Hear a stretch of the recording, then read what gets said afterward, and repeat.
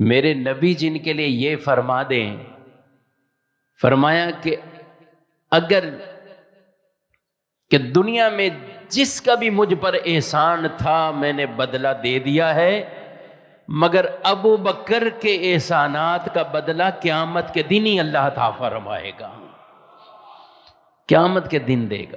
جب ساری رونقیں آباد ہو جائیں، اس وقت جو کاروان میں شامل ہو جائے تو ٹھیک ہے، وہ بھی اچھی بات ہے، مگر جو اول ترین ہوں ان رونق کو چلانے والے، اس وقت جو پلر بن کے کھڑے ہو جائیں، ان کا مقام مرتبہ بہت جدا ہے۔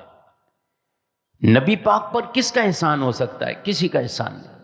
یہ تو حضور کا احسان ہے کہ اپنی غلامی میں شمار فرما لیا، مگر حضور ہماری تعلیم کے لیے یہ بھی ارشاد فرما رہے ہیں کہ جس کے بھی احسان تھے میں نے سب کا بدلہ دنیا میں انہیں دے دیا، ابو بکر کے احسانات کا بدلہ نہیں۔ یعنی اتنے ابو بکر کے احسانات، اللہ اکبر۔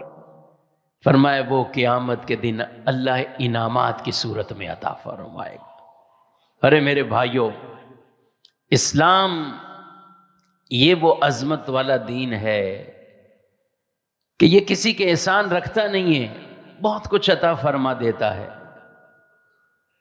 مگر قربان جائیں کہ بانی اسلام جن کے بارے میں یہ فرما رہے ہو، ان کا مقام مرتبہ یہ بتانا مقصود ہے۔ اور پھر حضور کی زبان مبارک سے یہ اعلان ہو، آپ فرمائیں کہ جتنا ابو بکر کے مال نے مجھے فائدہ دیا ہے، کسی اور کے مال نے اتنا نہیں فائدہ دیا ہے، ساری امت کے لیے جتنا ابو بکر کے مال۔